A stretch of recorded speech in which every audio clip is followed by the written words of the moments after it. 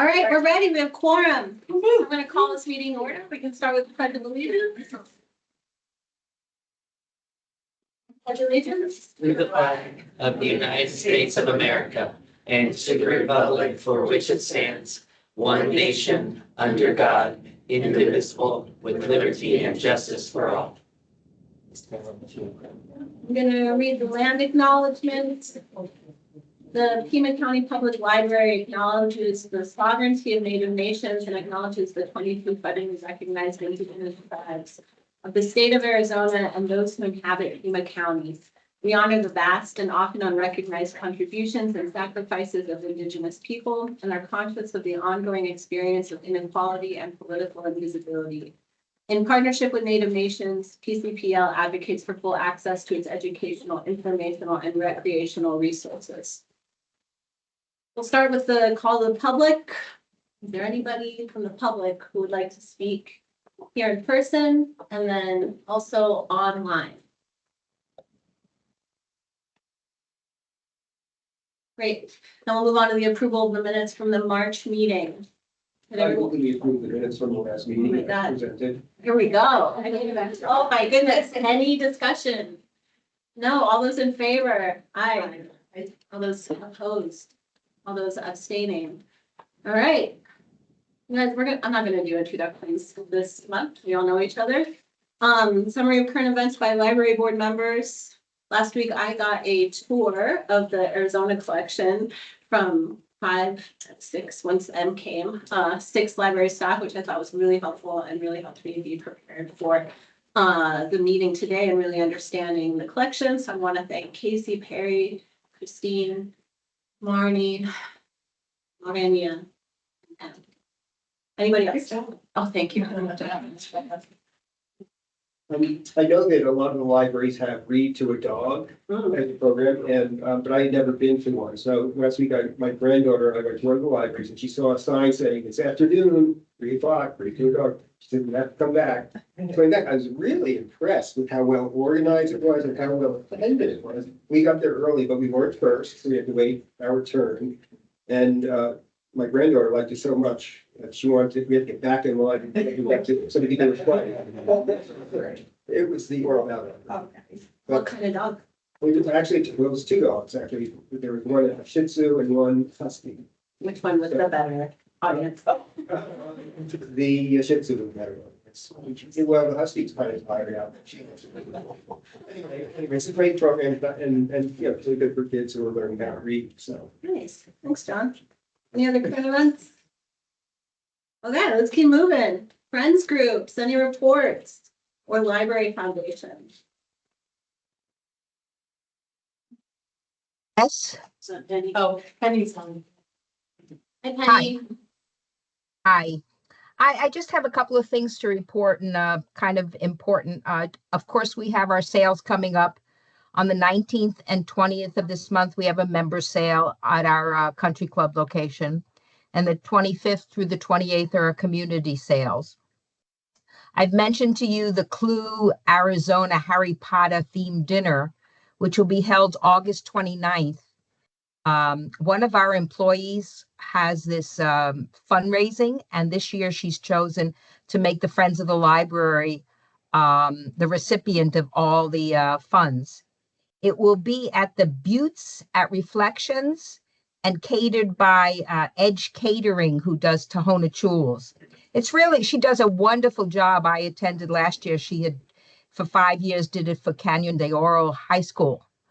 And all the money that will be made, of course, will go to the library. So if anybody's interested, they could look either on our website or the Clue Arizona website.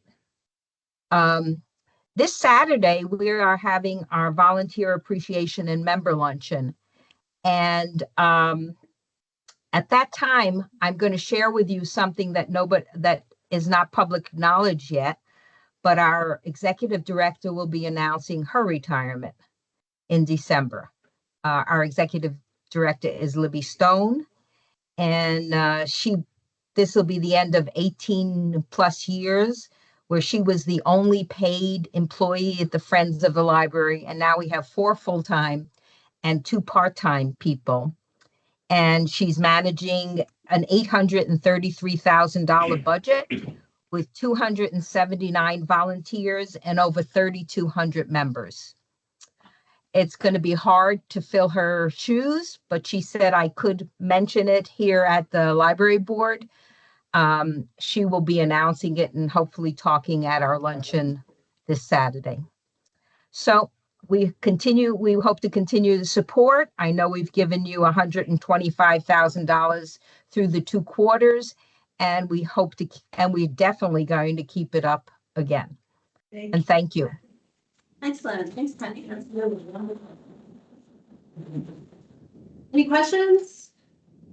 Okay. Any other reports? Perfect. Penny, next time I want to go first.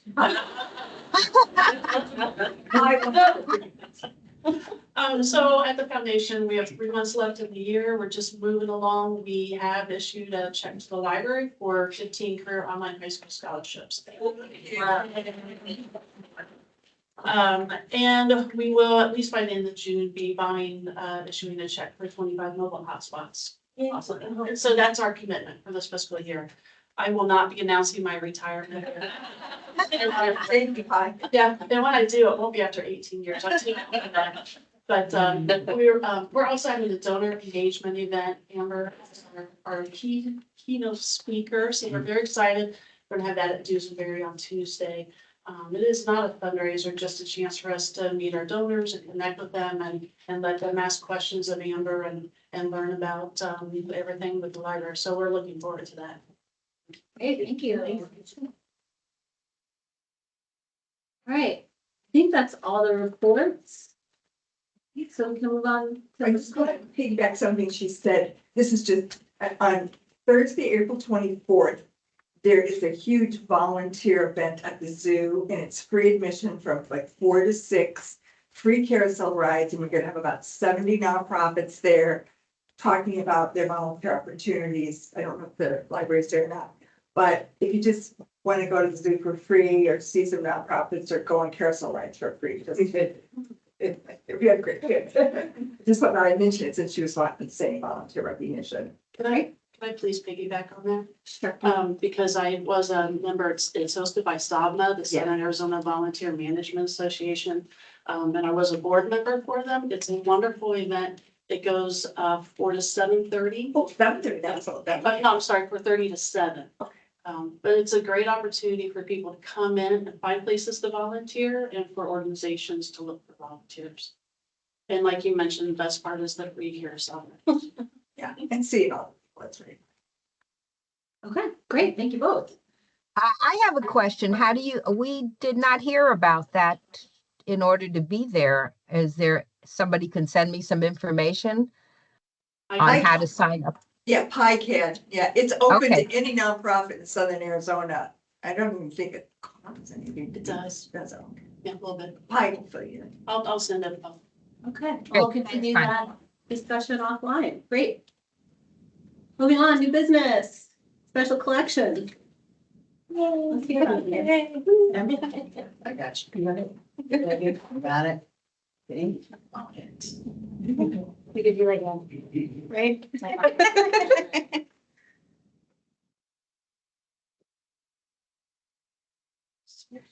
All right. yeah.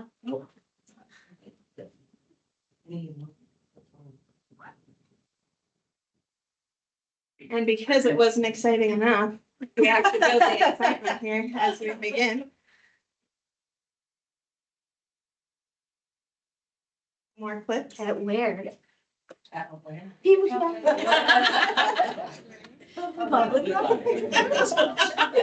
Very easy. Is that touchy? I'll do it. Okay, great. Thank you. So we're gonna start with some introduction. Hello, my name is Casey Short. I am a librarian too here at the main library, and I oversee the reference department here. And I'm Carrie Pyle. I'm also a librarian too here at Maine, and I'm the head of adult services. And a former archivist for the Arizona Historical Society, which will come into play. Absolutely. I'm Kate Demister Lane. I'm a library services manager. I oversee our collections as well as our technical services. as well as our library technology and delivery, quite a few things. So.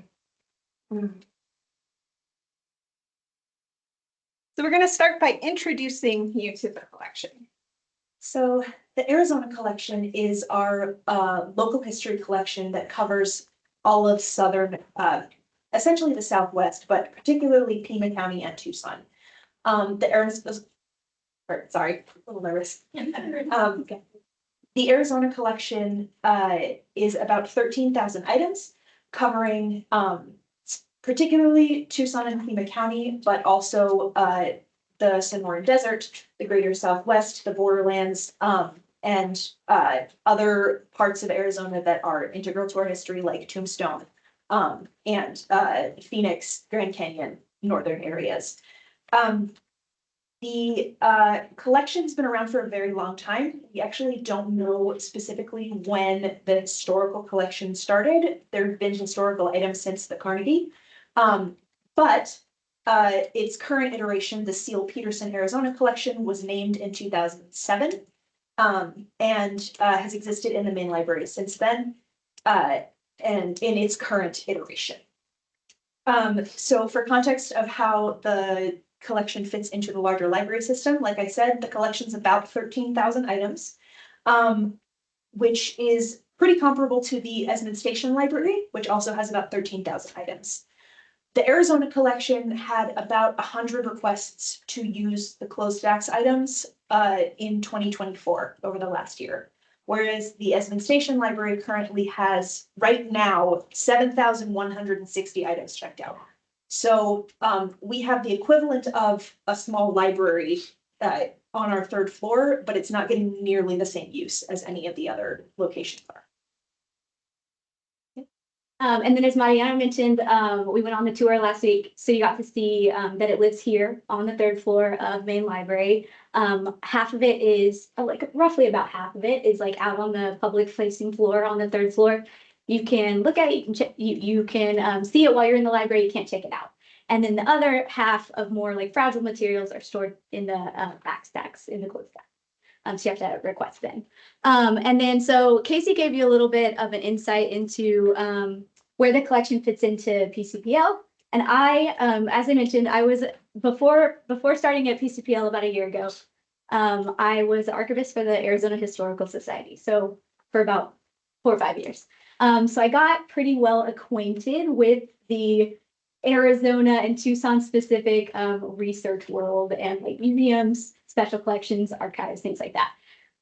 So I just want to talk just briefly about the other institutions that we have here in Tucson where people can go and access materials, many of which are the materials that we have in our Arizona collection. So we've got 2 major institutions in Tucson, Arizona Historical Society and the University of Arizona's Special Collections. We also have the Arizona State Museum, but since it is currently under like a 2-year renovation and closed, I'm gonna leave that one off.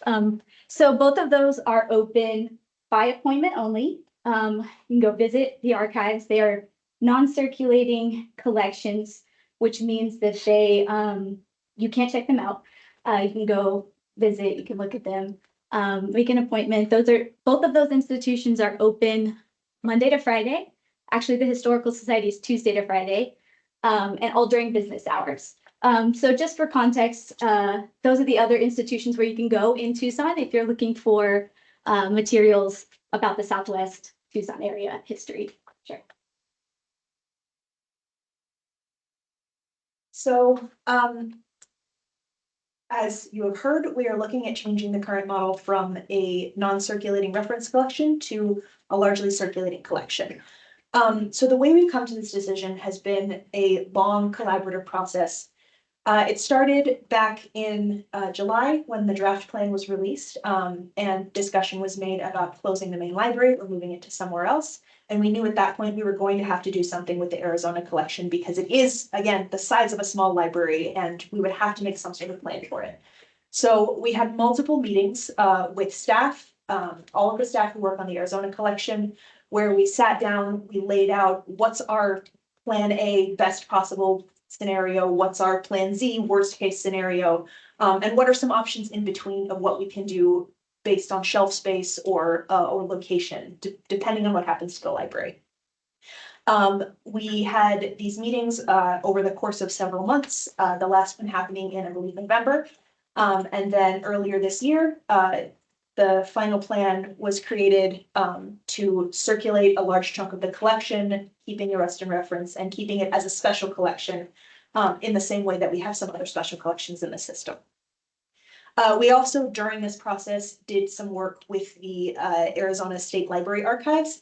We had some folks from the state archives come down to PCPL, get a tour, see what we were doing, and give us tips on how we might increase access or preservation. And then we also got to go up to see the State Library Archives in the Polly Rosenbaum building in Phoenix, which was absolutely fabulous. If you ever get a chance to go up there, I highly recommend it. They were showing us all of the ways that the cool gadgets that they have to work on preservation. They have a blast freezer to deal with pests. They have humidity controlled and temperature controlled rooms that they can tweak to within a degree, and special things that they have to flatten paper. They have special floorboards designed to keep out pests. So we just kidding. Anyway, you should go to the Polly.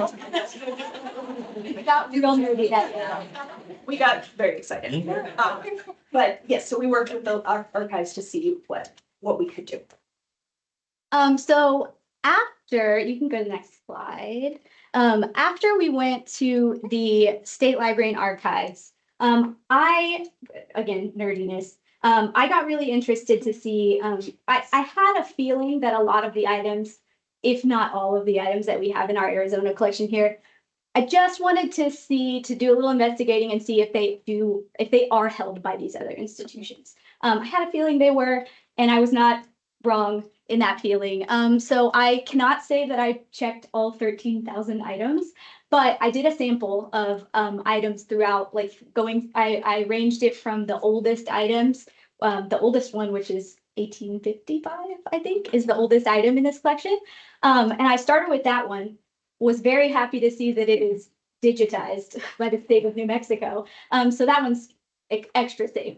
But I did want to see, what we're looking at in terms of where these items do live.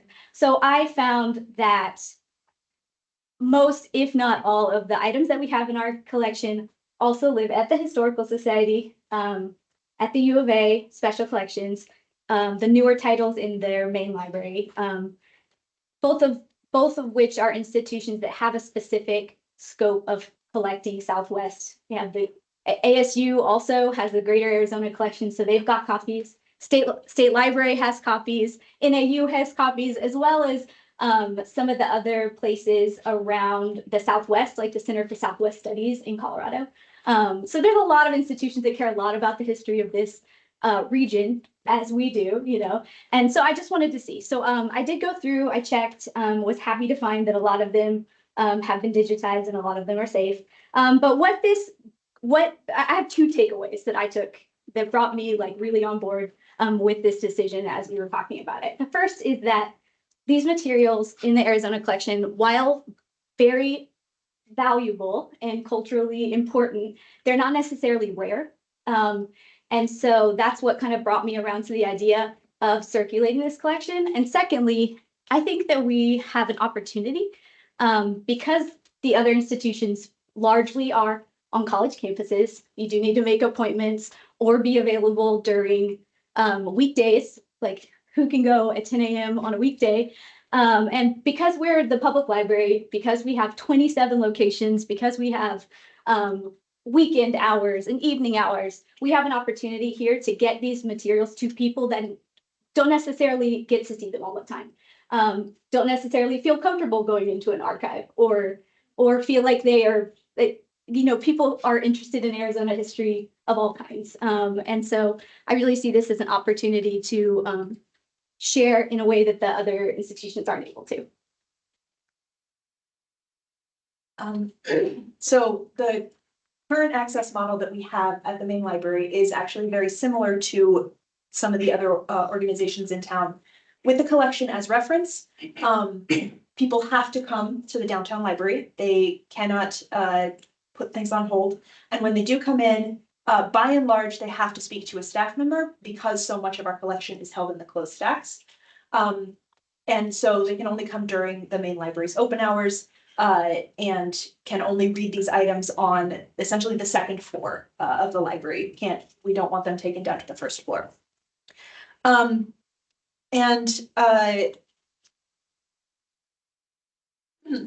So we are recognizing the need for increased access to these. Because our model so closely resembles some of these other organizations right now, it's really blocking access. And we're seeing that especially in our interlibrary loan requests. We get about 20 interlibrary loan requests from our Pima County patrons every month who want to see items that are in the Arizona collection, but can't come to the downtown library. And so they request these through interlibrary loan from another library, but we can't fill those because we technically have them in the collection, which means that we're essentially denying access to these folks to see these materials.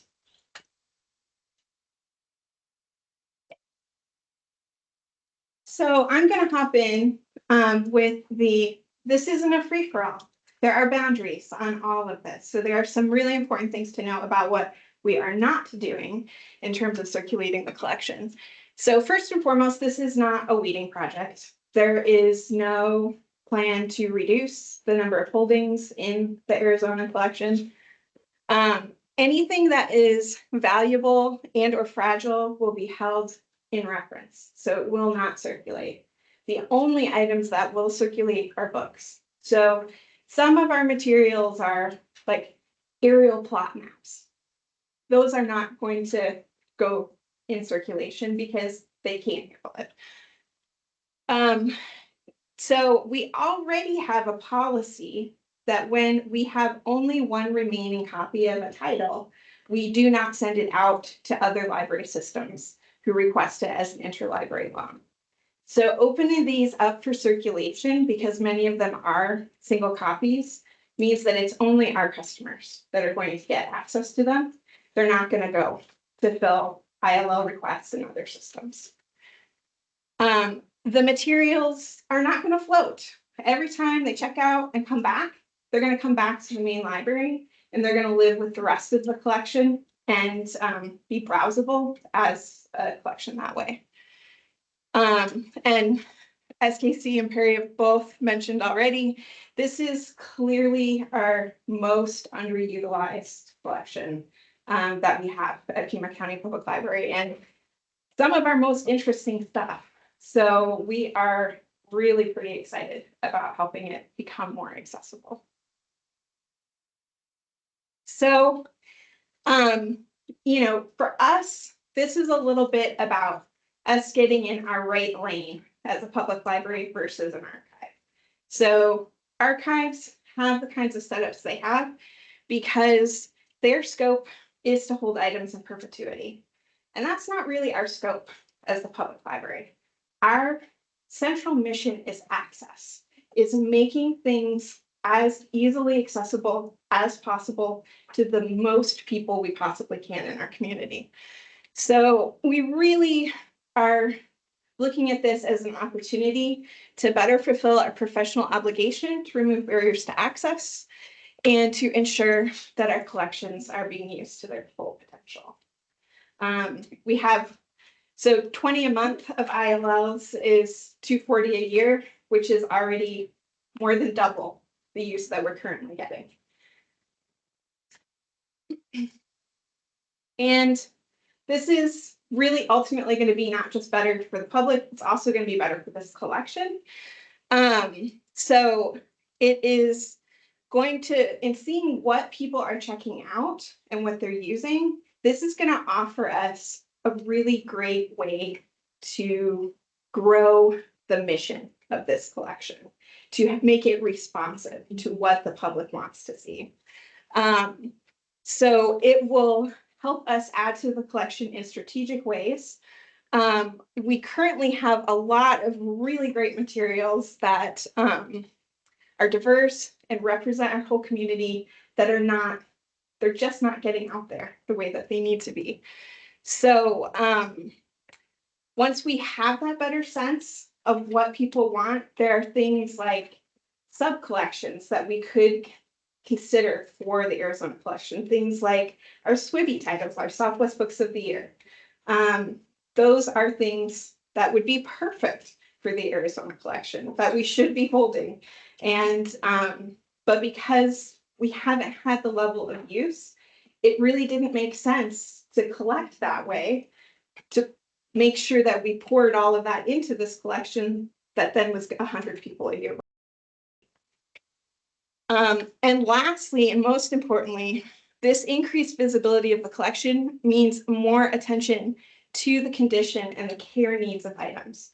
So more eyes on, more hands on means more response to the items themselves. So as things need attention, they will get attention instead of just sitting on a shelf or sitting in the back where maybe it's not seen for years at a time.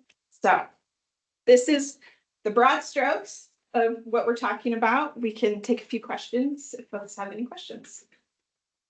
I'm also realizing we should have brought like a show and tell, like we did. Yeah. Oh, no, we do not have time. Thank you. Sharon, go ahead. Oh, so when you said other systems, do you mean other library districts or other libraries within our? Other library districts. Not So- our libraries? Correct. Okay, Right, I was, so these would go to any of the 27 locations for pickup, but they wouldn't go to New Mexico. Connecticut if somebody wants to read, because, you know, we do have folks, right, that are all kinds of places, sometimes Tucson. No, that makes Yeah. sense. I just was wanting to Yeah. make sure I understood that. Mhm. And then and then two other questions.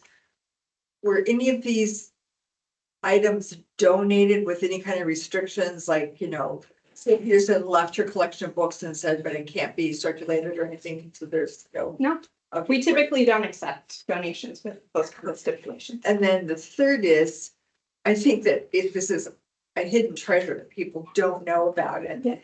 You have really great writers in the library staff, maybe try and get some stories out, like in the Desert Leaf or Tucson Lifestyle.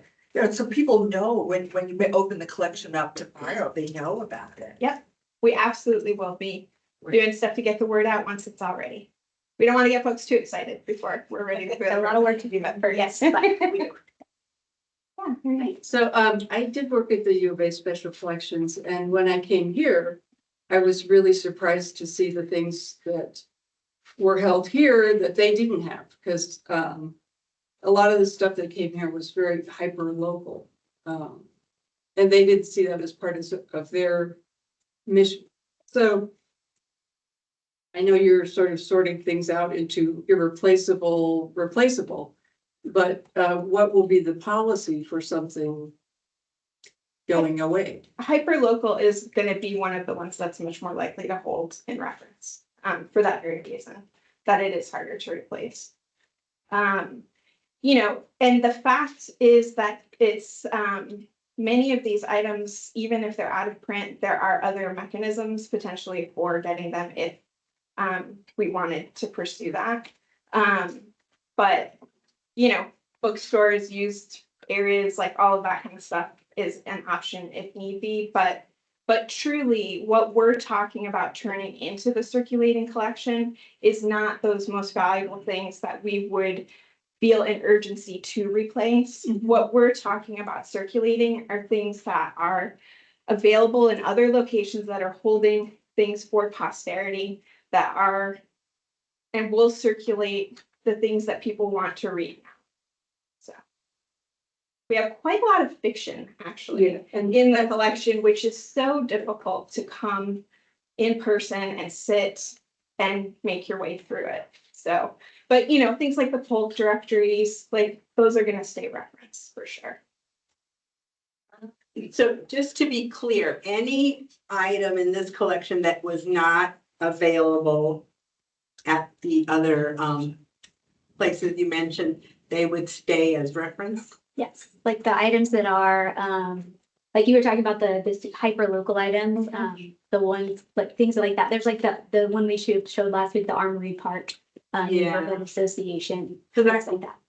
I worked in the governmental reference library when that was folded in. I know a lot of their collections went into the Arizona collection. A lot of like the very first comprehensive plan, some of the materials that went into that, and they're probably not available anywhere else. So I'm glad to see that those things will still be held.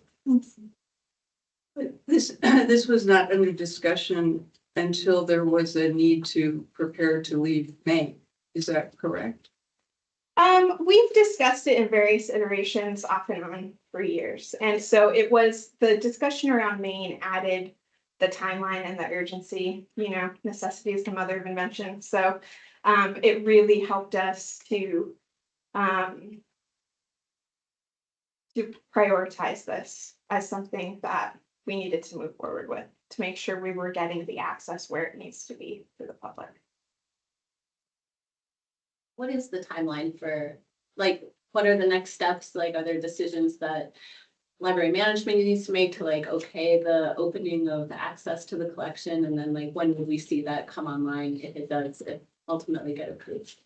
So I think the timeline is really dependent on the work that needs to be done. I'm hesitant to put a date on it because I don't want that work to be rushed or done in an incomplete way to try to hit an artificial deadline. So we're just going to keep on keeping on. And when we're ready and we've had a chance to go through literally every single thing in the collection and make a decision, then that is when we would move forward.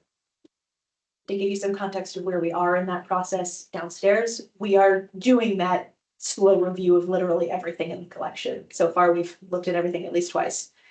And we'll look at it 5 or 6 times more. So, okay. Any other questions? So, will there be a curator or somebody who monitors the, what's happening, the disposition of the items, like, so you could gauge whether things are coming back or not?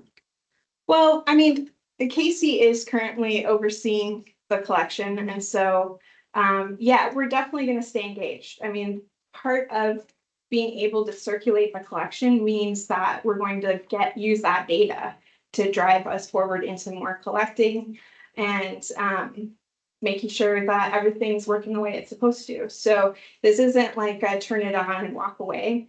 This is moving forward with access and then adjusting as we go to make sure that we're continuing to do the right thing. One of the things that might help that we haven't actually talked about is because we want to move to RFID, inventorying the collection will be much easier so that they would be able to, do the shelf check quickly to know if anything is missing. Great. Well, thank you so much for the presentation. Nice job. All right. The other Denise Lane. Yeah. Really love libraries.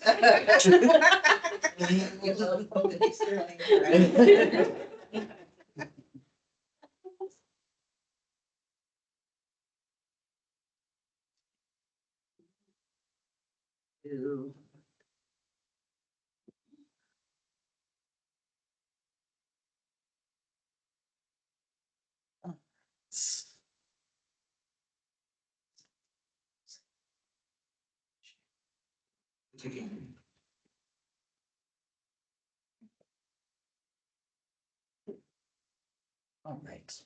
So I'm going to talk about more staffing updates because we had our big meeting with managers on the 20th. And I'm going to talk about how some of that meeting informed what our next steps are for expansion of hours and things like that. So last month, highlights from the March 20th manager meeting. So what we did was we had a big day-long meeting, which is what we do quarterly with our branch managers. The managers were able to calculate their branch needs. We did an exercise to determine the classification and number of staff they need to be adequately staffed with their current hours. So a lot of times during the PCN losses, one of the things we've talked about a little bit is that like sometimes libraries they have maybe a number of staff that's keeping the door open, but it's not the classification of staff they need. So maybe they have a bunch of LTAs, but their circulation is very low and they could use more in-charge staff or things like that. So we talked a little bit about like having the managers, like they're experts of their own communities and their locations. And so what do they need? Do they need to make some changes? Not that we're gonna move staff all around, but like we need to inform that as we have vacancies. They also use the staffing model tool to calculate what their location would need in order to add an additional day. So everyone did this as an exercise. As I said, some libraries don't feel fully staffed because they have different staff needs. We talked a lot about creative problem solving. So Marisa and I met to talk about using the community engagement manager position as a pilot. That's a position that's one classification above a librarian 2, which is an assistant manager position at some of our larger locations, or a branch manager at some of our smaller locations. We talked about rolling out a pilot where we have a community engagement manager in places where we've been traditionally had a hard time filling the L2 role, but that there's like a heavy programming need. So what that position would do is work with community engagement and lead system-wide initiatives while working in the branch and supervising programming staff. So some locations, they don't necessarily have the incident need for a librarian 2. We would then start to think a little bit, move towards thinking about a librarian 2 as a true assistant manager. So maybe as an example, we're still fleshing all this out, but a librarian 2 would oversee circulation, maybe oversee the security guard, make sure that the post orders were good, work on some of the facilities issues in conjunction with the manager, supervise different staff, maybe not oversee the programming needs of the staff. We got a very positive review from managers about that. So was Before we move, just a first bullet point, so some libraries don't feel fully staffed, even, and that's using the model you developed, where like mathematically it would be fully staffed, but there's situation. So this next slide. No, it's good. It's good. I'm really like getting right into it. So this is a chart that I had at our last meeting where I talked about each position. So like we have library technical assistant, they have service point hours at 25 hours a week. So you can have all your service points covered and you could have, I mean, this is not what's happening, but you could have 6 LTAs and you're like, ooh, I'm never on desk, but I've only got one librarian who feels like they're doing all the programming in the branch. And that can still feel hard. What's happening is because we've had to be strategic and in charge was our first priority because of some of the incident levels at locations, what's really happening is that some branches are fully staffed with librarians and not librarian 2s, but librarian 1s. We have a lot, and we expanded the number of librarian 1s we had last year strategically to make sure that everyone had folks who were classification level, like ready to be in charge of a building. So there's a lot of librarians that are feeling like they don't have enough time to do that programming because they're on desk, because you have to pull from one of these, right? So they're supervising, they're doing service points, and then maybe they don't have that prep and programming time that they need. And so they're telling me, oh, we look at the daily schedule and it says it's at a 4.8, and then you say that that's ideal, but we don't feel like it's ideal. It's because we still don't have exactly what they might need. So it's gonna be a longer process to right size. Yes. Could you elaborate, where would a children's library and children, is that just general programming, or are they generally librarian 1 or 2? Librarian 1s could be at any service level. So that's birth through 8, tween, young adult services, adult services. We even have we have some that do vulnerable populations work. A librarian 2 can also focus on children's programming. The service level and the classification are not the same thing. They have focuses of their work, but this is the classification that a librarian wants. It's an entry-level librarian position. And back when, I don't know, at some point we were talking about staffing and hiring, we were talking about redoing job descriptions to more closely align with what the pay levels were and the work. How is that reflected in this? Is that our increase in librarian 1s is reflective of that? So library associates, During the class and comp study, they did not get classified as high as LTA supervisor. Previously, library associates and LTA supervisor were on the same classification. LTA supervisor is now higher than an LA. So we're working to try to make sure that library associates are not in charge of the building or responsible for like dangerous incidents. We're not fully there yet. We want LTA supervisors and above to do that more. So let me see. I will say we are still, so at the end of this whole day, I had 13 positions, LTA and LA positions. I think I had six LA positions and 7 LTA positions. And we did an exercise with all the managers where because people still have deficits, so service points, we still haven't quite gotten there, and I'll explain that a little bit more. But we did an exercise where the branches with the top numbers of deficits, we had about 8 or so. We put them all there, and then we decided who got an LTA and who got an LA. Now, it's not the person, but it's the position. And it was, I think, a really good exercise altogether of them understanding that on the public services end, this is really what we're doing in order to give you staff, is we're really prioritizing where the shortfalls are. So currently, we still have a shortfall of 299 hours, which last summer when I was talking, we had a shortfall of over 1,000 hours. So we were making like huge gains in this area, very, very big gains. So we added those 13, that gets us as 299. These are some of the ones that are still having some trouble. Kirk Bear Canyon, Golf Links, Oro Valley, Murphy, Wilmot. These 2 are very high circulation, but they're 5-day-a-week agencies right now. These are our 3 of our 6-day agencies. There's 5 other additional libraries that have a shortfall of anywhere from -10 to -25 hours. What I said was we want to shoot for thereabouts a de minimis of 5. So +5 or -5 is like pretty much comfortable. As comfortable as we're gonna, we can't get it perfect. So July 1st, we have a supplemental in for our budget that starts July, where we're going to get an additional 10 FTE. We're actually getting 11, but 10 of them are going to be public service positions. So if we think about that math again, we have, if they average out 4 service hours, generally speaking, they do 4 service point hours a week. There's 10 of them, 5 days a week, that's 200 hours. The great news is this gets us basically in the black. Like we are, woo, for the hours that we have. Like I'm very, very excited about this actually. So there's where we are. When we're in the black, oh, I wanted to do one more.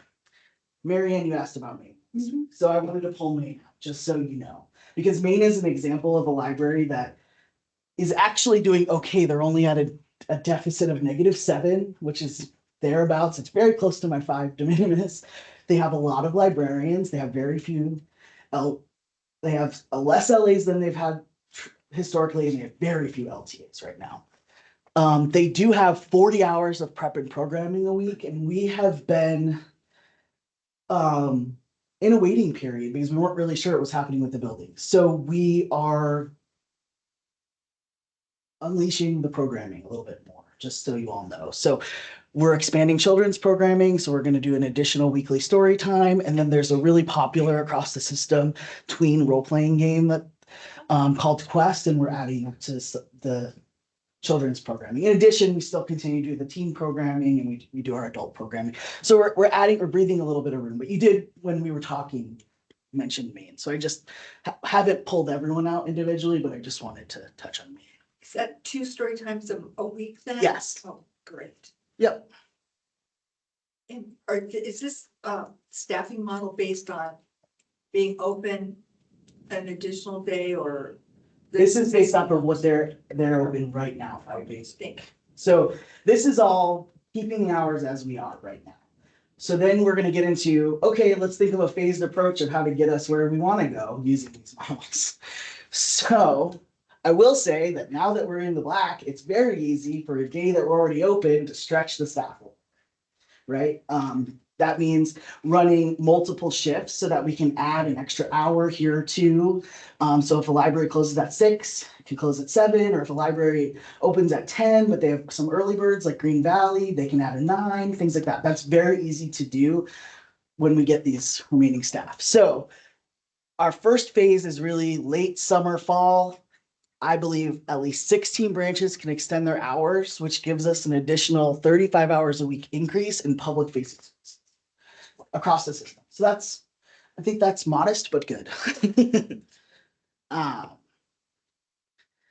Adding weekend days, because there are some Tuesday through Saturday locations that really want us to open on the Monday. I have been very clear that we need to focus on days that working people are able to come to the library on evenings and weekends first. We will get to the Mondays eventually, but I can't jump out and let that person explode. So thinking about weekend days, we implemented our job interest survey of staff. We don't have all staff haven't responded to it, but so far we have 252 staff that have. We asked them in the job interest survey, which of the 2 days do they prefer? We have 67% of staff think Saturdays, 11% Sundays, 4% say I'd like to work both days of this weekend, which is awesome. And then 18% would say they would do them. And we'll talk a little bit more about our preliminary community survey. We still need to input the paper responses. So this is the median age of this is about 58. It's a lot of folks that use the library in one specific way. We're really excited to see the results of the paper responses, but I wanted to take it into account because we've talked a lot about community services. So right now in the survey, 57% of the respondents say Saturdays, 25% say Sundays, and 32% say they want weekend.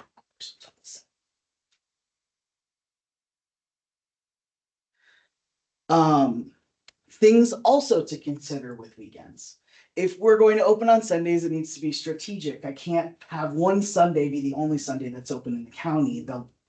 That it just has to be we at least need regionally 4 at once, right? North, south, east, and west. Saturdays can be done a little bit more flexibly because we can just say oh, this library is staffed. We've already got, Wheeler Draft App, it's open on Saturdays because they have the staff that they need. A thing I want to talk about is how we did Sundays pre-pandemic, because it was very difficult for staff. And I really want to make a strong commitment to them that we're not going to staff Sundays the way we used to do it. I'll explain how we used to do it. So I joined PCPL in 2008. We already had widespread Sundays at that point, but it was pretty new. So somewhere around 2006, 2007, we moved over to the county. We had a massive expansion of Sunday hours, which was really great for the community. But the expansion did not actually include any additional PCN asks. So we stretched the staff from that point. And what we asked for was an increase in substitute librarian hours, which is theoretically great, but it was very difficult for staff. And over time, it's relying on intermittent staff to keep a building open is problematic. It makes for an issue. The Sunday hours that were open were half days. So the public only got 4 hours of public facing. Most staff would work 4 or 5 hours of that shift. So the 4 hours were a wave of people. I used to manage was the assistant manager at Woods pre-pandemic at one point. That was hugely busy. I would get a literal wave of people when we would open on Sunday. If you didn't, now computer usage has changed drastically from that year to this year, but if you didn't get a reservation on the computer in the first hour, you didn't get a computer for the next 4 hours at 1 hour reservation a pop. And there were maybe 27, 28 computers in that. It was a wave of people. They obviously want the whole day. At the same time, staff would rotate in, but then they had to use PTO to make up those 3 hours, or they had to work longer days to do the 40 hours. So then everyone would do 9-hour shifts instead of 8-hour shifts that day. You can imagine that people have a lot of feelings about returning to Sundays and a lot of difficulty with that because this was the condition of Sundays. And there's a lot of anxiety in our staff because of it. So I personally want to move to being more strategic about Sundays instead of more expansive about Sundays. But I want your input. This is the path forward I see for anything that's weekend days. A couple phases. So right now we're at phase 1, which is I could expand those hours, those extra 1 or 2 hours in August and September. I see a phase 2 where we have to ask for an additional 16 PCNs. And then we could strategically add 4 all-day locations, which if we're thinking about it as Sundays, which is a part of a conversation I want to have, that's the equivalent to 8 locations. And then we can do a second ask, which would then bring us up to the equivalent of 16 pre-2020 Sundays. However, there are Saturdays. We still have locations that are not open on Saturdays. So my question for y'all, that's a PCN asks, like when your supervisors ask how things are going, my ask is to advocate for approving contingency asks that are about PCNs and expansion of hours. And I also want to open this up for a conversation about what you think the strongest community need is. Is it Saturdays or adding Sundays, like expanding on Saturdays or adding Sundays? So that is the results of our meeting last month. Great, thank you. Questions or answers for, we'll clap once. So any questions for him or any answers for him? John? Well, I think Em did, and again, a very nice job, Em. As far as Saturdays and Sundays go, we haven't seen the official results of the public survey yet. But at this point, it doesn't seem like from the staff or the public, there's been a really strong push for Sunday hours. It seems like Saturdays are. Definitely trending towards Saturdays. Yes. Sure. So. Which was the opposite of what I initially thought. When I talked to y'all last month, I was thinking like, my idea was regionally, you can come to the library on this side of town 7 days a week. But if people want Saturdays, it's great. It'll make a lot of people happy because Sundays, people do have a lot of anxiety about Sundays. A full day Sunday being difficult to staff because people have religious obligations. Which are feelings. Family day. Some people have religious obligations on Saturdays as well. Exactly. So just flagging that, I'm scandalized that people had to use PTO for the privilege of working 4 hours on a Sunday in order to get the full-time. That's ridiculous. There's no way that I should go back to that. In terms of advocating to supervisors, I think what would be helpful is like some top line talking points that we can send to our supervisors and say like, here's what, 16 is a lot. I don't know how many sheriffs they have every year, but I think a librarian's cheaper than a sheriff probably. And keeps people out of trouble. Help us, right? Like give us talking points with the supervisors so that we know what's coming up and what they need to know when, so that they can be well informed and educated from what we learn here. I have a question on, and this was actually asked by League of Women Voters who would like to resume having programming in the lower level on Saturdays because they had much better attendance. Is there a process when and like at Wheeler Taft the other morning, there was a line of people waiting to get in at 10 o'clock because there was a program happening in the meeting room. And so like 50 old people were in line to go. Is there a way that the meeting space can be operated by like a security person and not a librarian if there's a special event? Or an ongoing programming need? Yeah, there is that way in a lot of locations. So a lot of the ways that we've renovated and built our locations are there's so that- separate interest. Yeah, Wheeler Taft Abbott's actually a really good example because they do have a side entrance. And so there have been times where we have had special agreements, especially the 4th of July at Wheeler Taft Abbott. They have that big event in the park there. And so rather than have staff come on the 4th of July, we've arranged like checking out keys to trusted partners. So it would have to be on a case by case basis. And, the League of Women Voters should public pro chamber and we can see what we can do about creating like position for basis that we've been close partners with them. Right. Because I mean, currently. I mean, I think Saturday would be the popular day for the public, but I think if agencies or organizations know that they can partner with the library to use meeting space, whether it's an evening or a Sunday, I think that's also really valuable to communities to be able to use the libraries. Because it's a trusted place to go, in bathrooms and parking and, yeah.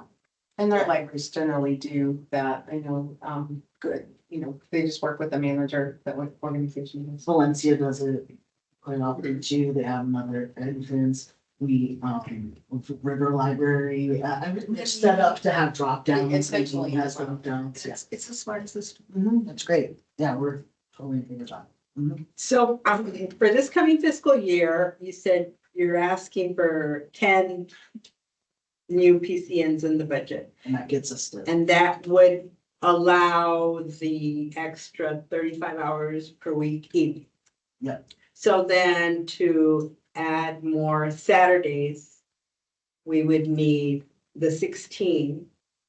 And so that would be in the next fiscal year unless, you know, you wanted to advocate for more than 10 for this coming. Mhm. Which they're probably in the budgeting process now, so So you really. the 16, the additional 16, right, if we were able to go through our process like we have been and fill the positions that we have continually asked for, we have good partnerships with county admin and our board of supervisory representatives to get additional ones. We had that contingency asked this year that we are finalizing currently with finance to fill those positions. We recruited for an LTA supervisor, so those are some of the positions Em alluded to. The key thing for us in the county is we try not to ask for positions until we are filling the ones that we have. And so that's why we've been doing it in a very strategic and phased approach. The reality is from pre-pandemic, right? We've lost 66 people, 66 FT, right?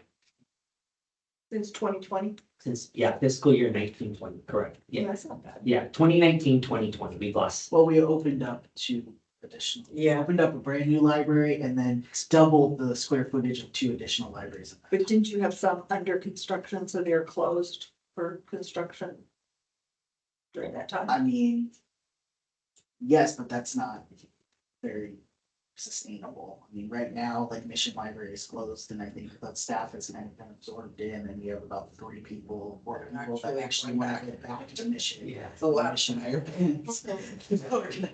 So I know the whole thing is just being strategic in our PCNs, because asking for 66 all at once, it doesn't work. And it would overload our HR staff, it would overload county in general, being like, why are you asking for 66 positions? And we didn't lose them all at one fell swoop either. It was over time, whether it was attrition or vacant positions over a certain period of time, right? So we're just trying to progressively, for some of that, as we build the ones that we currently have, and just continue our approach of taking little chunks here and there. We currently are recruiting for some of those librarian ones that we talked about. The LTA positions that we actually, 7 we're working on, we had 150 applicants. That's great. That's not that's not usual, that hasn't been the norm for the library, from my understanding as an analyst and from the anecdotal information that was shared when I was no longer the analyst. She tweaked those job descriptions. That's right. Minimum qualifications and the preferred. So the librarian one, we had 50 applicants for 3. We have 1 community engagement manager. It's over 50 applicants for this position. And we're asking for more. So the candidate pool is large and they're both internal and external. So we're providing pathways for our staff to promote from within and be an employer of choice, which is a big strategic point for county admin. So we're just trying to be good partners with the rules that are in place for us. I think that answered the question, right? So we can ask for more PCNs in the middle of the year, as long as we're showing good faith at filling them. So if More in the middle of the year, you feel like, oh, we should open this branch Saturday, then you could ask for the staff and you would need to be able to do. Because just right now, we're adding 10 positions right now that we just asked for, and that was a new ask. this month.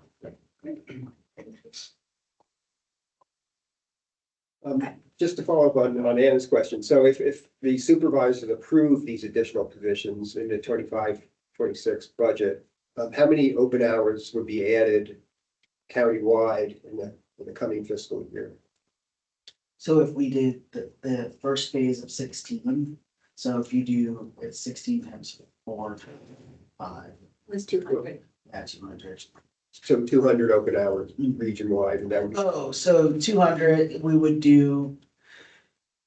Yeah, that's less than that, so it would be an additional like 28 if we did them at 7. Usually a full day is like 7 public facing days, so it'd be like an additional 28 hours that the public would have. 28 days. 28 Every hours. hours. 28 hours a week. System-wide. System-wide, because if one library opens up a Saturday, Abbott, Willowtop to Abbott opens a Saturday. Usually that's a 10 to 5 Saturday. So that would mean, that's it, the staff work 8 to 5, it's a single shift day, the staff work 8 to 5, that's 7 hours with thrown for this. They have to, where we get into the service points is they have to, every hour, they have to have 3 service points at least. Staff every hour, but that's 7 hours a day, so if we did strategically 4 locations, then that would be 28 hours. And maybe this is jumping ahead, Amber, but do you think the survey is gonna help inform and all like patterns of where people, like, a lot of people in this one community want evening hours and another community really wants Saturday hours? Is that? The survey won't do that, but I think community forums and focus groups will do that. Because I think one of the, at least I've seen it at the libraries that I go to as a volunteer. If you offer programs, you're gonna draw an audience. As soon as a new story time gets added or a new read to a dog, you get people coming in for that.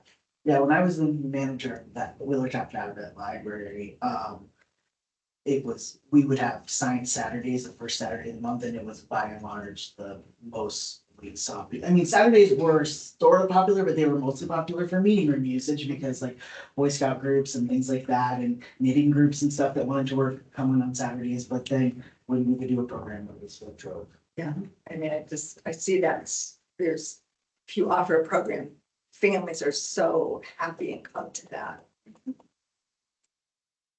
Okay, any other questions for Em?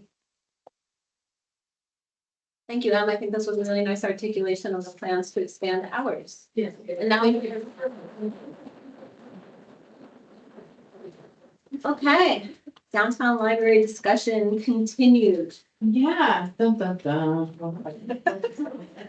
So I just wanted to recap a little bit of where we've been. So in February, we had the really quick discussion about the practicability and the costs really of what it would be for managing renovation at this building or another location. And then last month, we had a great presentation from Marty and team to talk about how they involve the community in our building processes. So whether it's this building or any other building, how that process goes and how the community engagement happens. But there were a couple of questions that you all came up with that we wanted to focus on this month. And so 2 of those were, what were the staff thinking about main library, either here or there, and then also the business community. So I'm gonna let Em and Marisa and Anthony and Marty talk about some of the things that have happened in the past month with library staff so that you get a sense of how things have gone.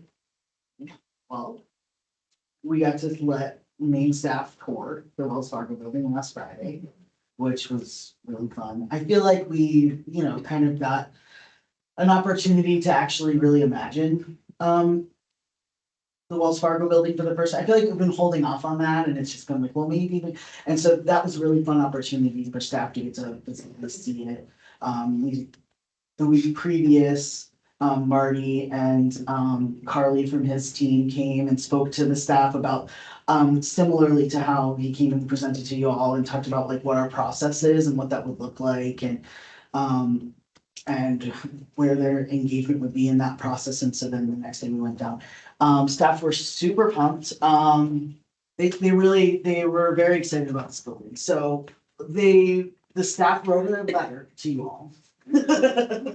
Kind of talking about it. So here, and they all signed it. So there's, pass that around. And they also, I really didn't push this at all. They got very excited and wanted to get a selfie in front of it. So I'll pass that along for y'all to see. We didn't. It was just like fun practice and imagination. And what we really said was like, this is for us to think about any building. It doesn't necessarily, if Wells Fargo is not it, but let's just like really like walk around and think about where space could be. It's interesting, Sharon, that you would bring up like meeting rooms being open selectively. The way that these buildings are set up allow us to be very, very flexible with how we are offering things. So like one of the things that we thought about together was like, what if the part that was the Arizona Historical Society was a children's library?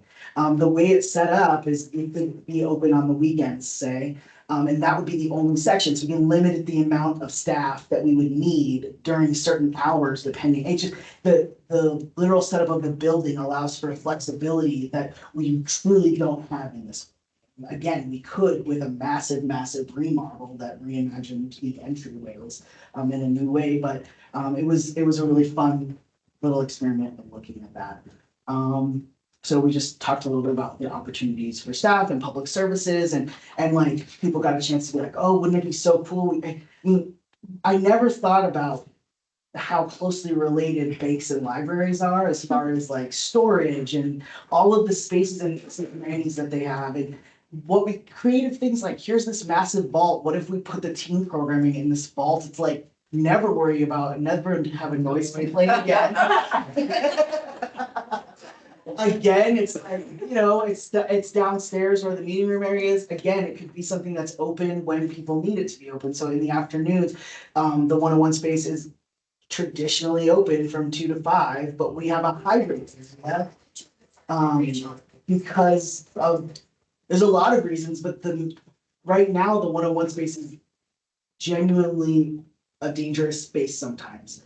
Because we've had teens now that come and young adults that are hard to figure out if they are teens, that we've had some very dangerous incidents because it's hybrid, it's half open and half closed. The lab is closed because the computer lab used to be a more dangerous space when it was on the 3rd floor before we moved it and changed it, right? And I don't want to go into a whole thing, but having sectioned off areas where we can selectively staff the program when we need it, or staff the area when we need it, is hugely beneficial to the way that we do staffing and allows for like so much more flexibility and creativity that I think people got really like, ooh, excited, including the special collections, areas, special collection, enhanced library, where people can come and go after hours and get their materials and maybe use a computer. And it would be really, really exciting. So that's what we just have a little imagination for. So thank you to Marty and his team for bringing them over.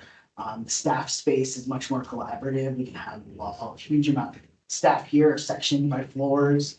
Again, kind of like an old school way of looking at libraries, and we can have circulation staff and programming librarians all working together. So sort of, it was cool.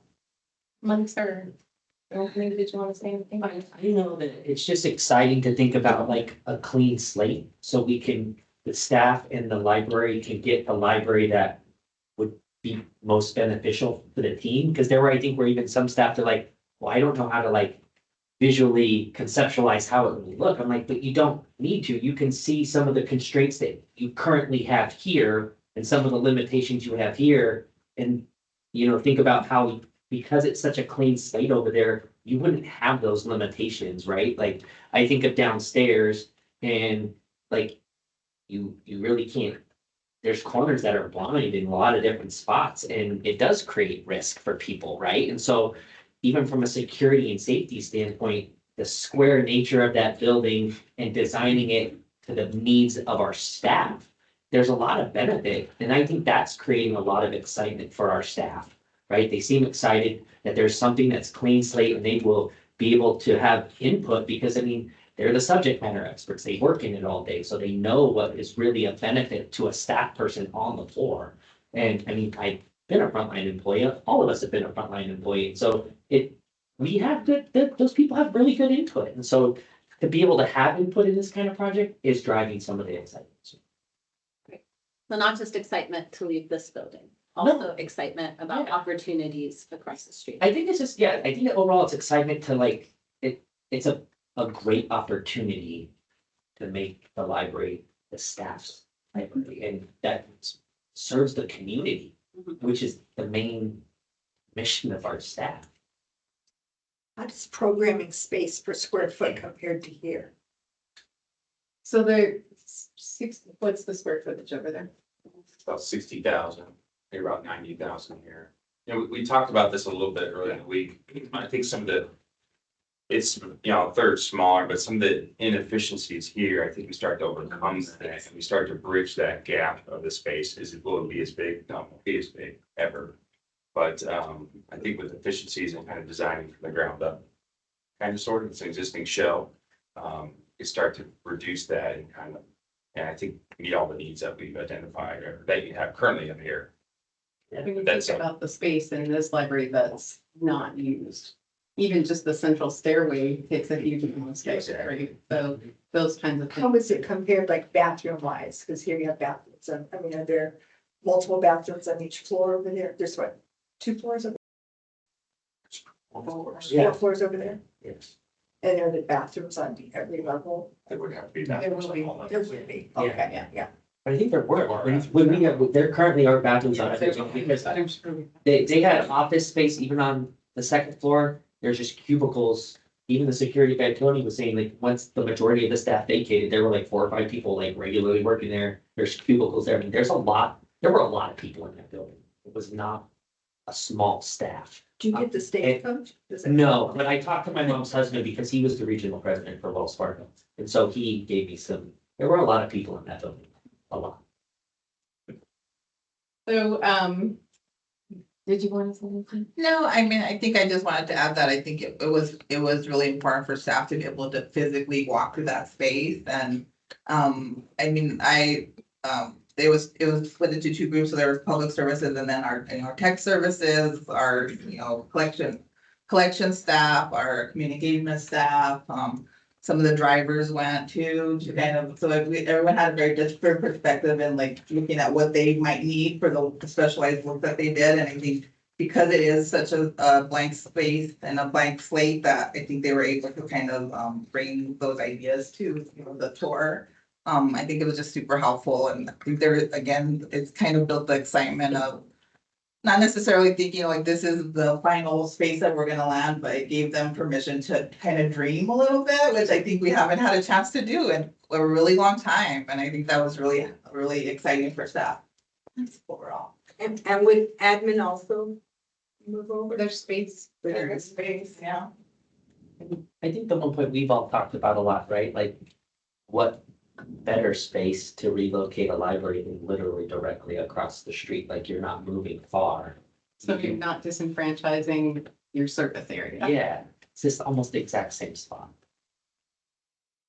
So then Steve and I tackled the business community. Steve actually talked with the Chamber of Commerce, then we both went to the Small Business Commission and the Downtown Tucson Partnership and had some really good discussions with them. And we also, if you just take one of each of these, there's a letter from the Tucson Chamber and also from the Small Business Commission. And we felt like they were very supportive, but everybody's very supportive of continuing to have a downtown library. And had some really thoughtful words, I think, that they shared in their letters regarding their support. When we went to the Downtown Partnership, that was just yesterday, so we don't have any letter from them, but their response was very much the same, understanding the financial constraints of the 2 different options but then wanting, of course, there to be this library in the downtown area. And Steve, did you want to add anything about business? Yeah, I just also had an opportunity to talk to Real Nuevo board members, particularly Fletcher McCusker, and he's very excited about potentially, just for the business end of it, to take over the Wells Fargo building. We think that's a beautiful building, historic, that would add some value. All of them also are very, want us to continue to partner if we make the decision to, the board makes the decision to purchase that building, continue to partner with the city and helping them continue to maintain some presence of what this footprint really is designed for, particularly yesterday at downtown Tucson partner. Some of the events, like the folk festival is going to be here. I mean, there's a desire to maintain some of those events and things that are business oriented that are here, and not just convert to housing and stuff, that there is more of a business presence. I think that's their desire as we communicate. And, you know, if we move in this direction, it's a 2-year window, right? So there's a lot more that it's not a flip, we're moving over. And so there's a lot of opportunity for continued dialogue, joining the city and making sure that this location is something that the community desires. But we have this, right, there's a logical sequence here that we're trying to follow. Great. Very organized. And we do have a slide presentation that can show a little bit of what we showed the staff before they went to visit. If you'd like to see, just get a glimpse of some of the Wells Fargo. Sure. Yeah. And Marty will share.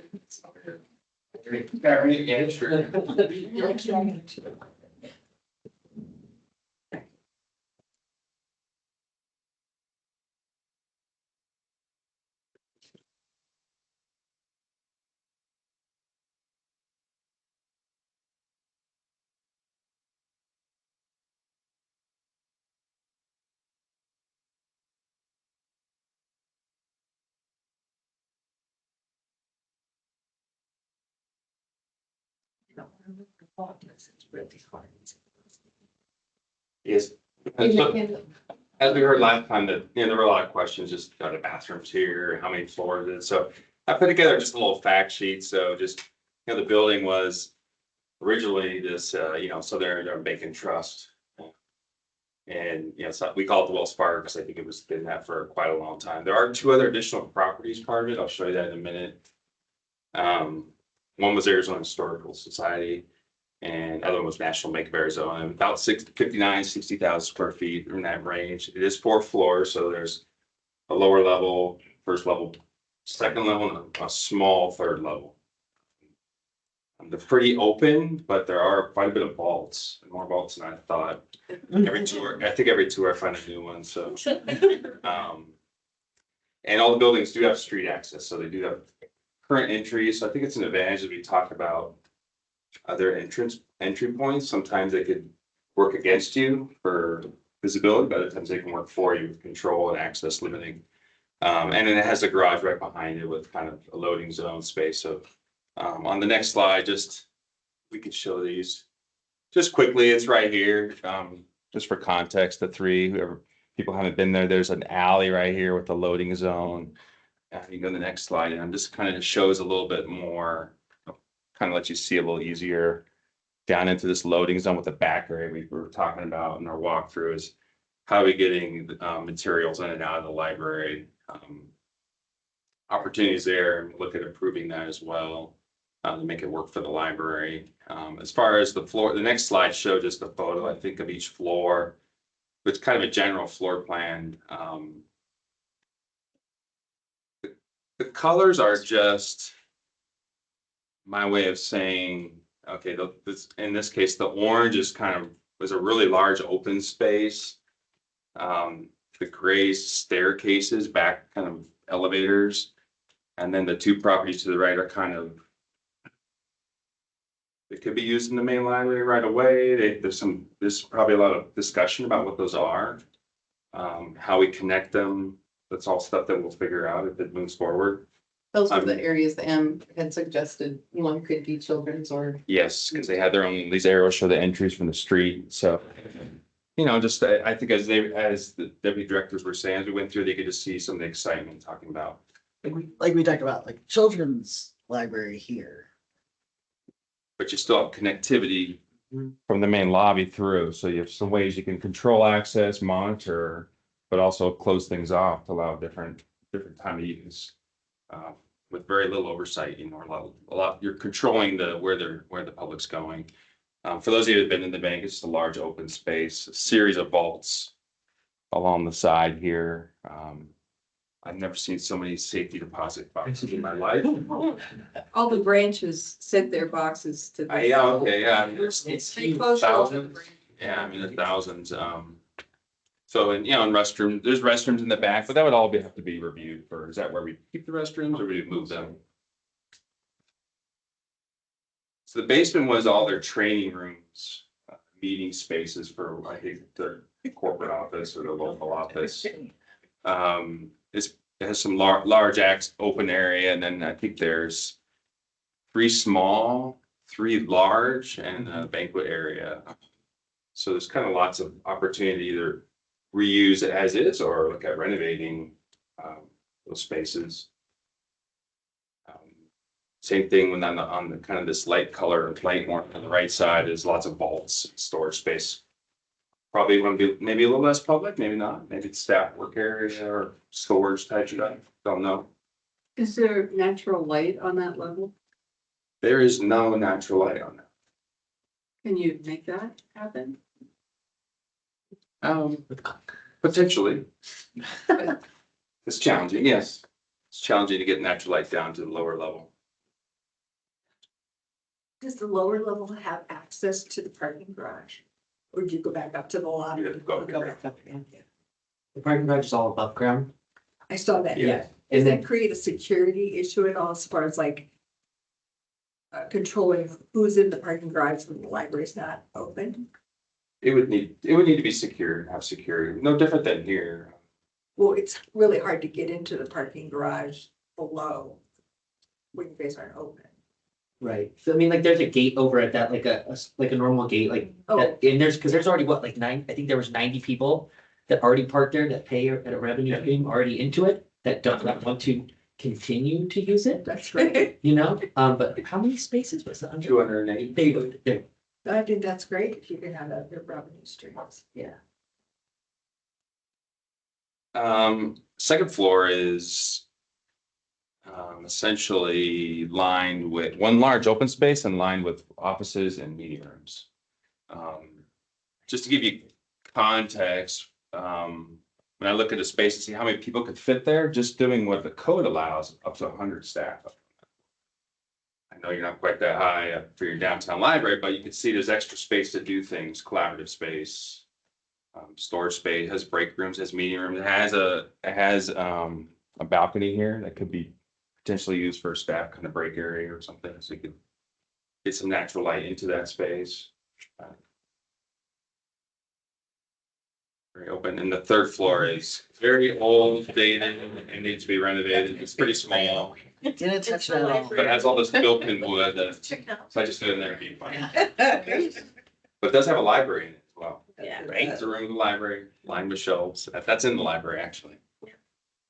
But that's the building, so I think just even initial conceptualizing, the reason for the orange and the blue is initial thoughts were, you try to keep public in the orange area, limit it, and then staff up higher. I know one of the challenges in the multiple floors, but again, that's kind of getting ahead of ourselves a bit, but it's hard not to start thinking, how does it work? What could happen here? What are the benefits? What will be the challenges? I have 2 questions.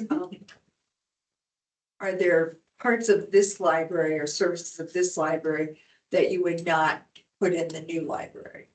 No, we should be able to do everything there. So you would still have like the computer lab and the. Absolutely. Yeah. And then I was curious, did the business community see any downside to this building not being occupied by the library? Not by the library, they just were, wanted to make sure that there's something happened here. And so we're curious in having the county and the city have more discussions about what could happen. But they saw it as a county city responsibility to fill this building. They realize that, I'm sorry, Chairman.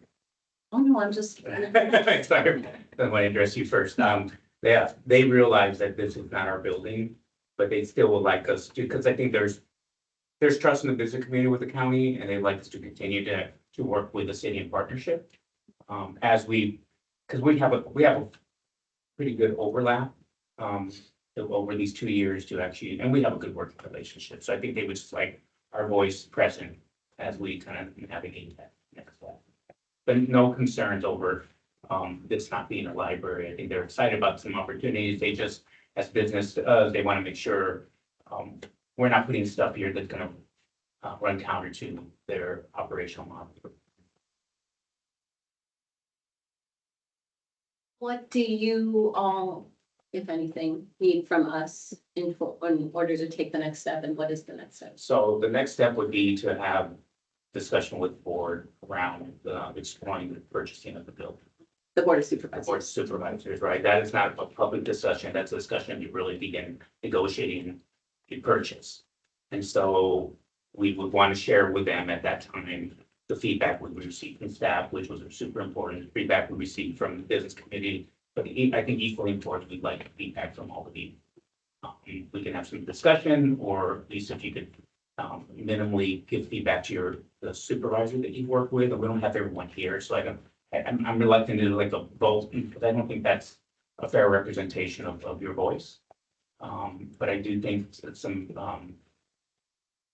what you think matters, right? And so we'd like to know what you think and move forward with if we make a decision to move forward with that, with that building.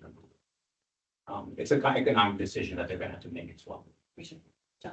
Well, I'm really glad that we have the input from the staff and the chamber. I think that's really important. And Marissa, you said the staff's very excited about this, dreaming. And I think that's really an important part of this, because at some point, the public needs to get excited about such a big move. So they need to share the dream, whatever that dream is. So then we're moving in that direction, and Board of Supervisors will get excited about it too. Excited in a positive way, right? And so I'm glad to see that. I have one concern, which just again, it's I guess a political concern, is there's the city of Tucson that owns the building, and then I wasn't here in 1990, but I imagine there were many people in the community that were involved in planning for this building, and would there be a need to check in with those kind of people before we move too far ahead? I'd hate to see the supervisors move ahead with something and then find out that a lot of citizens are emotionally attached to this building. I think that's part of the process. It's hard for me to gauge kind of the right steps, right? Because but I feel like we've taken those. I mean, that I believe the community, at least that we have discussed this with in a broader sense, not formally, right? I don't believe there's any political concerns that is in that circle.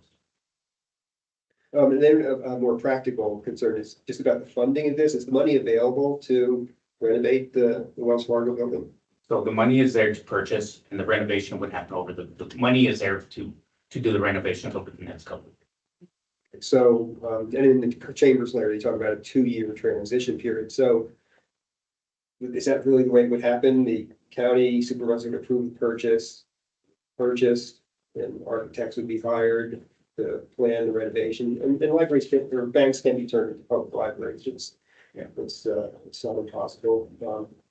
But the architectural plan would have to be developed, and all of this, and then the library would be ready to be opened in 2 years from now. That would be the goal. I would return to that's the realistic view. It's a little bit longer, just because of procurement rules. I think that's closer to 3. Closer to 3 years, right? So in the meantime, and I just read these other, but I mean, we have sewage apparently leaking down into the children's room. We have elevators that people are afraid to ride on. We have sod that's falling off, and a roof that leaks, an HVAC system that needs repair. So is there going to move ahead and make some improvements to this building? Well, I think we have to make this building functional while we transition. We can't let it, staff here be in unrealistic working conditions, right? And so that has to happen simultaneously. Yeah. And we've taken those things into account. I mean, the goal is to do it as seamlessly as possible. But in the meantime, as you all know, escalated costs of renovation, all those things have been factored. We've ran into that with our Northwest Service Center, that we're moving into. So these are all timelines that we're looking at, but realistically, those can extend and change, but we would not let the staff work under bad conditions. Typically, it's difficult to work. Good, that sounds good. I really appreciate how this process is going so far. I like the letters. I love the letter from the staff. I love the picture from the staff. I feel like it's like the little extra stuff to really show the enthusiasm. Since we're representing the folks in our district and not necessarily ourselves, right? I think what would be helpful is also just like being able to see a roadmap of what community engagement would look like. It doesn't, and it can be a draft, right? Like in terms of how you would want to engage the community to see what kind of services. I think having that in place and just knowing that it's not that I'm assuming that it's not thought about already, but being able to see the thought process, I think that would really help. And I think this process is going pretty smoothly so far, you know?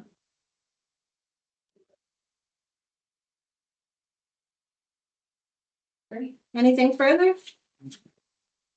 Okay. All right. Community survey preliminary results. Thank you, project team. Thank you for that. I'll make this very quick. We have, You don't have to. This is the part that's really interesting. this is what you're really interested in. So the surveys we have collected is online. It was online from January 31st to March 17th. And there were 7,561 respondents. Thanks, Marty. Thanks. See you next month. You told me I have to figure everything. So ready.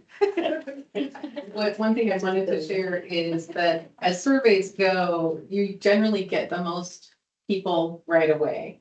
So there were 5,000 by the first time I reported at the meeting last time. And so the way we got the last one is we did another big push at the end. So that's how we got up to 7,000. Now, there are still more than 200 paper surveys that have to be entered. So what we have, results we have right now don't incorporate that, and I think may make a difference in some of the results. And I will say that I'm a little disappointed in that it doesn't really reflect the diversity of our community, I feel, with how our survey is. And part of that probably has to do with people that take surveys, but also people that have time to take a survey. Because 90, almost 91% of the respondents were white, only 11 Hispanic, 73% women. The highest age range, so 36, almost 37%. That was the highest group number of age that responded, were ages 60 to 64. Then we're almost equal, we're people 75 to 89 and those 30 to 44. So we didn't get responses from kids, teens, men, people who are not white. It was very few. So, you know, we'll be taking all of this with a grain of salt, of course. And again, 30% of the people, and that was the highest percentage of what they make per year were 100,000 or more. And 56, so more than half of the people are not working. So those include retirees, and which fits with the age range, right? So we know that this isn't going to help us draw conclusions right now, but it is giving us some information. We did share some. I think what we found so far was a little helpful for Saturdays, but I think our next steps going forward will be, we know we need to have community forums, and we also know focus groups will be the place where we can actually get to folks who are not necessarily survey takers and who are great stakeholders. So all of that to say is we have more work to do, and we have, as soon as we have the consultant will actually give us a whole packaged like overview. We'll make sure that you get that, but we can't do that until the paper surveys are all entered. So that's where we are, but I just wanted you to know we're still moving forward. Great. Any questions? I just have a suggestion. I noticed the community centers did not have any signage or information about the surveys. I was in the Santa Rosa Community Center for an event and also the Quincy Douglas Center. I think that when you do community outreach, the forums, whatever, to make use of the community centers, maybe even the school districts, like to the school teachers so that we can reach the teens. I actually think focus groups will get those people better than surveys, but yeah. Oh, I mean, I don't mean necessarily surveys, I mean, but when you reach out to let them know about coming to the focus group, Absolutely. those populations, because they don't, how, it's very hard to reach people. Great, anything else? All right, Holly and Renee. I'm Holly. I have a new notebook on my phone. Let's go. So we opened up our third round of Desert Streams. So if you know any artists who want to submit, please encourage them to do so. It's going through April 30th. And then a fun side note, we came up with a blog series where we are asking current streams artists to make playlists of other artists. We're trying to get increase usage. But we were wondering how to make it fun. So CSO, our team, brainstormed a list of Q&A for the artists all about music, including questions like, what song would you wish on your worst enemy? What song would you like to play at your funeral? Do you like In the Air Tonight by Phil Collins? It's fun. There's like 20 some odd questions. So I'm working with the artists. They're doing the Q&A. We'll share the playlist. So be on the lookout because that's coming soon. Like, is there gonna be a playlist of only the enemy songs for enemy? I'm working with the first one I'm working with. The first one I'm working with, we sent back the questions, the answers, and I'll tell you, 5 of the questions, the answer he gave was In My Life by the Beatles. So he really likes that song, not his worst enemy. Otherwise, on the page. Well, maybe you give your enemy the song you love the most. Right? Oh, Bring them maybe. closer. Oh, there you go. I'm kind of thinking maybe Shark 5. We're also doing a collaboration with the health department, a blog series on different topics, one per month. So if you go on our website, you'll see we have one called The Real Deal on Vaping. And they're guest authored by members of the health department. Future ones include brain awareness, they're gonna do universal health coverage, heart disease, and more. So those are gonna be really important, I think, and helpful. Jana, who works at Columbus, she's a co-founding member of the Synapse team. And she has very personal experiences with autism. She wrote a really heartfelt blog about her journey and her family's journey for Autism Awareness Month, which is April. So that's also on the website. And then if you don't have anything to do on Saturday, I will be tabling at the National Alliance on Mental Illness of a NAMI Walk. On Saturday, we'll be sharing information about Synapse in the library. So all I got. So who likes In the Air Tonight?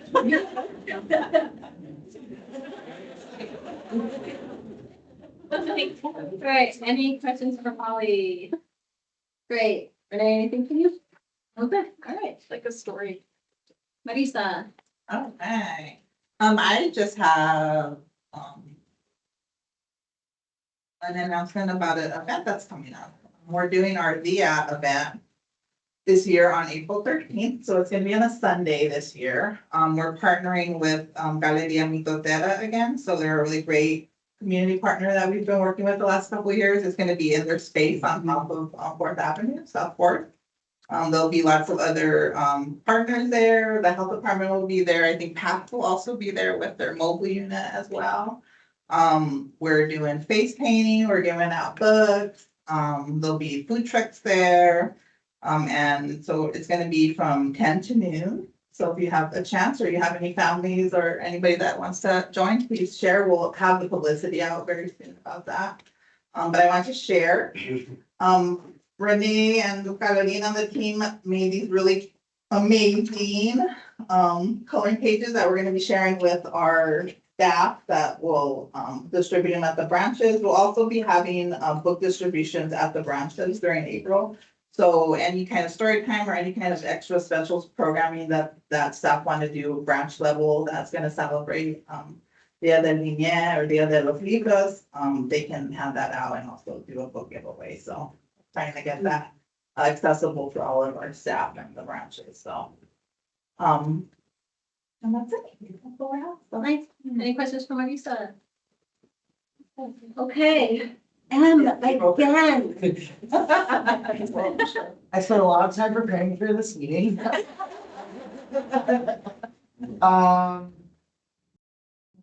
Yeah, I think some highlights are that I got to visit Aravaca Library for the first time. I still love few libraries I've never gotten to see. So Anthony and I went and visited Aravaca. I really recommend it. It was so much fun. Just the sweetest, but oh, it's so great. It was a wonderful time. I spent time with Jody for a little bit, their manager. Paulina and I went to Ajo and did the second round of interviews, and we have a successful hiring for the manager of the Ajo Library.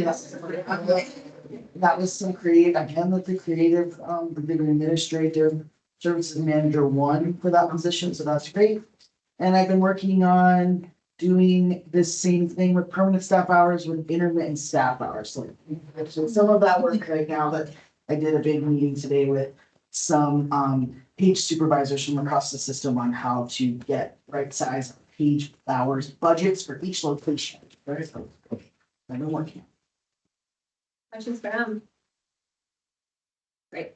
Yep. Anthony, Yeah, some of the staff, got to tour the Mission Library site, construction site, so that was really cool just to see some of the progress that's been really going on there. It looks amazing. It is huge. The ceiling is really high, so they can preserve that original arch. And they're not art. Yeah, but it looks beautiful, line in space, and the Raza are doing a really great job out there. And it's coming along great. Valencia is getting ready to close soon on Monday to redo their carpet. And that will be a very brief closure, and then we're in the process of working to close Kurt Bear Canyon for their big repair and renovation. So everything's going really smooth there. And then I'm still my last piece about hiring the Ajo person. So I was really, so now we don't have to ask for approval for people to travel down there to stay for long periods of time, which admin have been really supportive of and stuff. So, yeah. Hold off on that. Yeah. Hopefully in the long. Run. Yeah. There's gonna be a little time while we get people up to speed, but we're in a good space. great. Questions for Anthony? All right, Amber. Yeah, so I just wanted to draw your attention to the last couple of pages of the packet, which were attached to my report. Beth with Science Library over here did a really nice write-up for us about the Institute for Museum and Library Services. I'm sure you've heard that they were funded, and the staff there is on 90-day administrative leave. Actually, And their termination. they got their termination. I missed that. Okay, so not they. But we wanted to make you aware of what that means for us and for Arizona. And so this is a really good breakdown of that. Because 95% of our funding comes from the district tax, it's not a huge hit to us.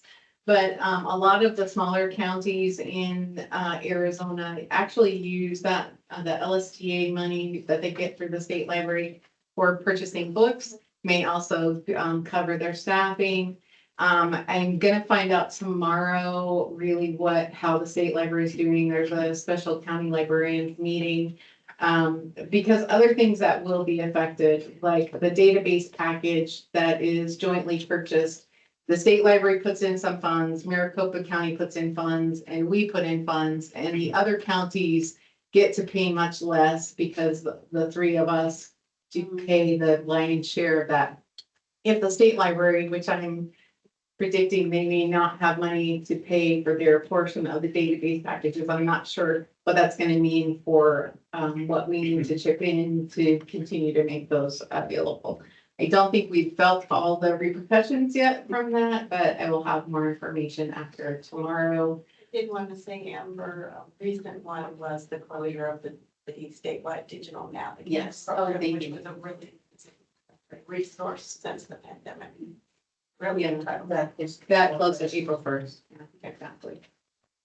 So, if you're so inclined, there is an app that's called 5 Calls that it is very easy to keep track of decisions that are being made and who to call. And lots of people have been making calls every day, I believe. So I know I can't really advocate for anything, but there's a resource. It's an app you can download from your Play Store. And it's the number 5. Questions? For Amber? Yeah, I had one was about IMLS, and are you gonna see any of the cuts immediately as far as funding goes, or you not yet know? Well, yes, probably, because we don't know exactly, but we did just put in an LSTA grant that was due. What's the due date? March 28th. Yeah, so we just did it, but the likelihood is that that won't be funded. So, But it's not for reimbursement. right. What about the mental health grant that you guys got last year? Did you We already get or received have that. One of the things I've been saying is that almost every innovative thing that's come out, BCPL has been funded by an list. And there's a So that's that really, so that's just, it's painful to see. Because well, it's not a huge part of our budget, it's all creative thinking. So the funds to that. And that continuing education scholarships as well. Yes, well, it helps our training, professional development, Arizona Leadership Summit. I would feel that all of those are very vulnerable at this point. I really appreciate you sending the information, though, it's been very useful to have that. I had a second question about a totally different topic, and that is in your report, you always include the donations that the library receives, which I think is great. But I don't think I've ever asked about the huge donation we get from the Nord family 31st of December. trust. Yeah, so what, do we get that every year, or is that? I'll let you speak though. So I don't know if we get it every year. I know that we have gotten it this year already. This was the first year, I believe. Correct, but that was, we had to act, so we should be getting that moving forward. It's with the treasurer, but it's our money. But it looks like that's gonna be something that's continuous moving forward. We had to do a special coordination with finance because of the way the trust is set up for us to receive them. And so we're working in conjunction with finance. And one of my staff members is working. They had a meeting last week to coordinate filling out specific documents to receive them.